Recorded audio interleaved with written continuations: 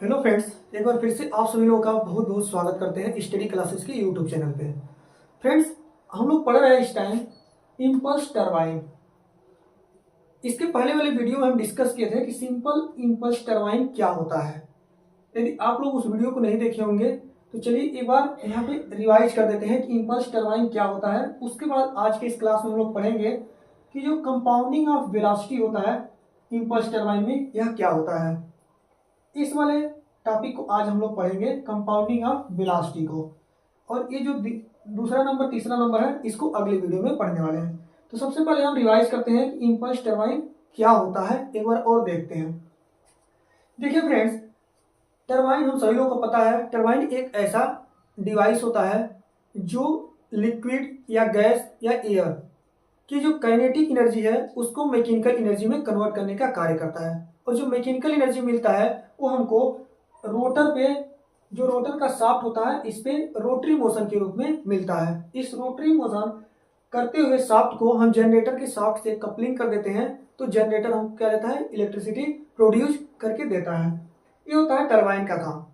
और impulse turbine जो है, इसमें क्या होता है, इम्पल्स टरबाइन में जब हम बॉयलर से हाई प्रेशर और हाई टेम्परेचर का जो हमको स्टीम मिलता है, उस स्टीम को जब हम इम्पल्स टरबाइन के अंदर भेजते हैं या इम्पल्स टरबाइन के द्वारा हम इलेक्ट्रिसिटी जनरेट करने में यूज करते हैं, तो क्या होता है, जो हाई प्रेशर का स्टीम रहेगा, जैसे ही फिक्स नोजल, एफएन का मतलब है फिक्स नोजल और एमबी का मतलब हुआ मूविंग ब्लेड, जैसे ही हाई प्रेशर का स्टीम फिक्स नोजल में प्रवेश करता है, वहां पे उसकी प्रेशर जो होता है वो डिक्रीज होता है। प्रेशर क्या होता है, डिक्रीज होता है, कम हो जाता है। और जो वेलोसिटी कम था, वेलोसिटी क्या होता है, इंक्रीज होता है, वेलोसिटी बढ़ जाता है फिक्स नोजल के अंदर। क्योंकि जो नोजल है वह कन्वर्जेंट टाइप का नोजल यूज किया जाता है। कन्वर्जेंट टाइप नोजल में क्या होता है, जब स्टीम को हम गुजारते हैं तो उसका प्रेशर डिक्रीज होता है, कम होता है, और वेलोसिटी इंक्रीज मतलब बढ़ जाता है। अब हाई वेलोसिटी का जो स्टीम है यह मूविंग ब्लेड में जैसे ही प्रवेश करता है, इस मूविंग ब्लेड का कुछ ऐसा स्ट्रक्चर होता है कि यहाँ से जब हाई वेलोसिटी का स्टीम इस मूविंग ब्लेड से जाकर टकराता है, तो जिस रनर पे यह मूविंग ब्लेड फिक्स होता है, जिस रनर पे यह मूविंग ब्लेड लगा होता है, यह रनर क्या होता है, रोटेट करने लगता है, घूमने लगता है काफी ज्यादा स्पीड से। तो इस तरह से हमको क्या मिलता है, रोटरी मोशन मिल जाता है सॉफ्ट पे। ये तो होता है हमारा सिंपल इम्पल्स टरबाइन में। यहाँ पे हम क्या किए थे, जो वेलोसिटी हमको मिल रहा था ये 100% हम वर्किंग में नहीं यूज कर पा रहे थे। मतलब हमारा जो वेलोसिटी यूज होना चाहिए, जो गतिज ऊर्जा इसका है, वो 100% वर्क में नहीं कन्वर्ट हो पा रहा था। इसलिए हमको कंपाउंड करना पड़ा, कंपाउंडिंग करना पड़ा। और कंपाउंडिंग तीन टाइप्स का होता है, velocity compounding, pressure compounding, velocity and pressure compounding. तो इसमें हम पढ़ेंगे आज कंपाउंडिंग। कंपाउंडिंग क्यों करना जरूरी पड़ा, क्योंकि जो हमको यहाँ पर 100% इसकी काइनेटिक एनर्जी जो वर्क में नहीं कन्वर्ट हो पा रहा था, उसको 100% या मैक्सिमम वर्क गेन करने के लिए हमको कंपाउंडिंग करने का जरूरत पड़ा। ये हो गया हमारा सिंपल इम्पल्स टरबाइन। इसी को हम इसके पहले वाले वीडियो में डिस्कस किए थे। आज हम पढ़ेंगे कंपाउंड ऑफ वेलोसिटी। तो कंपाउंड ऑफ वेलोसिटी में क्या करना होता है, इसी जो सॉफ्ट है, इसी सॉफ्ट पे और हम अब क्या करेंगे, कुछ फिक्स ब्लेड बढ़ाएंगे और कुछ मूविंग ब्लेड की संख्या बढ़ाते जाएंगे। जैसे यहाँ पर फिक्स नोजल था, स्टार्टिंग में पहली बारी केवल फिक्स नोजल का यूज करते हैं और फिक्स नोजल में ही प्रेशर गिरता है। अगला जो हमारा इस पे यूज करने वाले हैं, वो हम यूज करेंगे यहाँ पे फिक्स ब्लेड। इसमें जो होगा हमारा वो फिक्स ब्लेड होगा। और फिक्स ब्लेड का जो स्ट्रक्चर होता है हमेशा मूविंग ब्लेड के उल्टे साइड में होता है। जैसे मूविंग ब्लेड का अगर स्ट्रक्चर इस तरह का बना हुआ है, तो फिक्स ब्लेड का स्ट्रक्चर इस तरह का बनाया जाता है। क्योंकि तभी जो हमारा है, इसकी वेलोसिटी को हम मूविंग ब्लेड पे यूज कर पाएंगे, इसकी डायरेक्शन चेंज करना पड़ता है। तो इसलिए जो फिक्स ब्लेड का स्ट्रक्चर रहेगा, मूविंग ब्लेड के स्ट्रक्चर के अपोजिट डायरेक्शन में होता है। ये हो गया हमारा फिक्स ब्लेड, जो एक ही शॉफ्ट पे स्थित होता है। अब अगला हमारा यहां पर होगा मूविंग ब्लेड। फिर से मूविंग ब्लेड हमेशा फिक्स ब्लेड के अपोजिट डायरेक्शन में बनाया जाता है, क्योंकि डायरेक्शन चेंज होगा तभी हम उसके काइनेटिक एनर्जी को यूज कर पाएंगे। अभी हमारा ये डबल स्टेज हुआ, ऐसे ही आगे और भी कंपाउंडिंग कर सकते हैं। जैसे मान लीजिए आगे हम जैसे पढ़ाएंगे तो यहाँ पर फिर से हमारा क्या हो जाएगा, फिक्स ब्लेड फिर से यूज करेंगे, फिर इसके बाद मूविंग ब्लेड यूज करेंगे। चलिए 3 स्टेज का हम कंपाउंडिंग करके आज की इस क्लास में आप लोगों को बताते हैं। जो वेलोसिटी कंपाउंडिंग करते हैं वो 3 स्टेज में कैसे करते हैं।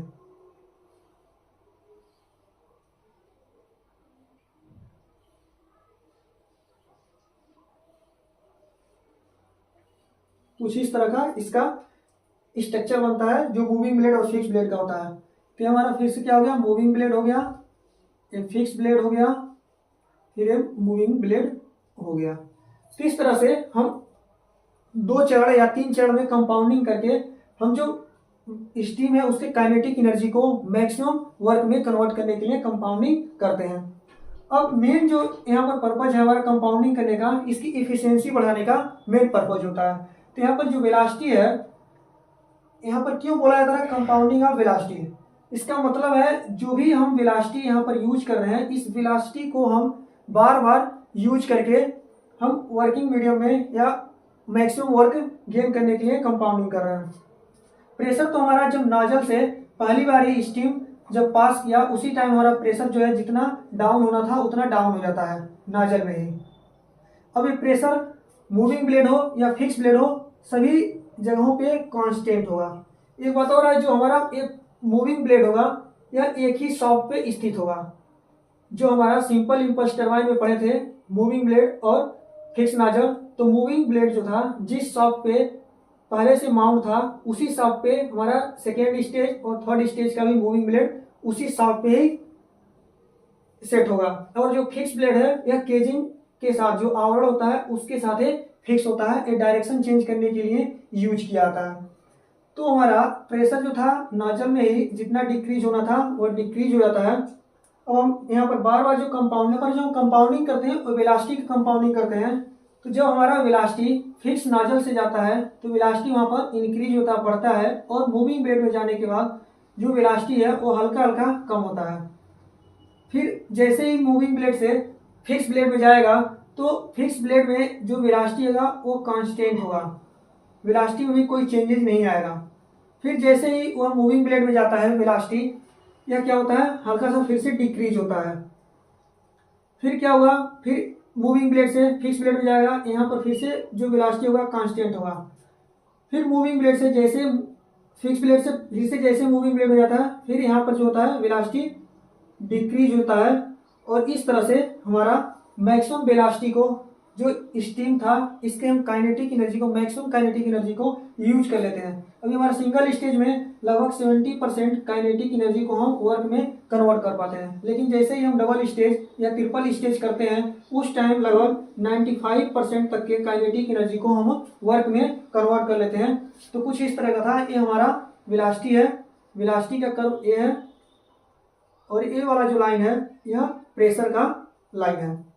तो हम आशा करते हैं आप लोगों को इंपल्स टरबाइन का कंपाउंडिंग ऑफ वेलोसिटी समझ में आएगा। एक बार और समझने की कोशिश करते हैं, रिवाइज करते हैं यहाँ पे। देखिए फ्रेंड, जो इंपल्स टरबाइन सिंपल था उसमें क्या था, केवल एक जो था नाजल लगा था और एक रनर जो था हमारा मूविंग ब्लेड का था। तो जब नाजल से प्रेशर पास करते हैं तो प्रेशर डिक्रीज हो जाता है, जितना डिक्रीज होना रहता है इसकी वैल्यू डिक्रीज हो जाती है। और जब फिक्स नाजल से वेलोसिटी को पास करते हैं तो वेलोसिटी यहाँ पर इंक्रीज हो जाती है, बढ़ जाती है, क्योंकि जो नाजल यूज करते हैं वो कन्वर्जेंट टाइप का नाजल यूज करते हैं। अब जैसे ही यह मूविंग ब्लेड में जाता है तो यहाँ पर जो हमारा प्रेशर होगा मूविंग ब्लेड में वह कांस्टेंट रहेगा, कोई भी इसमें चेंजेस नहीं आएगा। लेकिन जो वेलोसिटी होगा मूविंग ब्लेड में जाते ही वेलोसिटी का मान हल्का सा डिक्रीज होता है, जैसा कि यहाँ पर दिखाया गया है।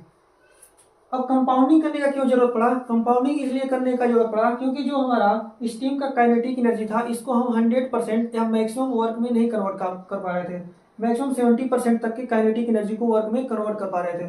तो जो 30% का हमारा जो यहाँ पर वेस्ट हो रहा था, लॉसेस हो रहा था, इसको हम कंपाउंडिंग के थ्रू इसकी इफिशियंसी बढ़ाने के लिए कंपाउंडिंग किया जाता है। तो कंपाउंडिंग अब करेंगे, जैसे ही हम दूसरे स्टेज में आगे बढ़ेंगे यहाँ पर क्या होगा, प्रेशर तो कांस्टेंट रहेगा दूसरे स्टेज तीसरे स्टेज में भी, लेकिन वेलोसिटी जो होगा वह अब मूविंग ब्लेड में से जैसे ही निकलेगा फिक्स ब्लेड में जाएगा तो वेलोसिटी फिक्स ब्लेड में कांस्टेंट रहेगा, लेकिन मूविंग ब्लेड में जाते ही फिर से हल्का सा ये कम होगा। फिर इसके बाद अगले स्टेज में जैसे बढ़ेंगे, तीसरे स्टेज में फिर यह फिक्स ब्लेड में जाएगा तो इसका वेलोसिटी कांस्टेंट रहेगा, लेकिन मूविंग ब्लेड में जैसे तीसरे स्टेज में जाएगा यहाँ पर फिर से इसका वेलोसिटी डिक्रीज हो जाएगा। और इस तरह से हम मैक्सिमम काइनेटिक एनर्जी को वर्क में कन्वर्ट कर लेते हैं कंपाउंडिंग ऑफ वेलोसिटी से। तो हम आशा करते हैं आप लोगों को जो कंपाउंडिंग ऑफ वेलोसिटी है इंपल्स टरबाइन का ये वीडियो अच्छे से समझ में आया होगा।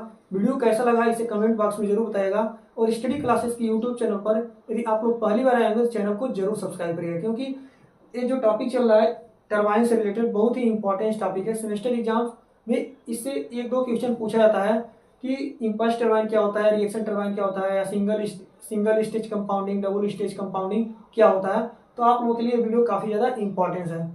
आज के लिए बस इतना ही, मिलते हैं नेक्स्ट वीडियो में हम लोग कंपाउंडिंग ऑफ प्रेशर वाले वीडियो के साथ। तब तक के लिए जय हिंद, जय भारत।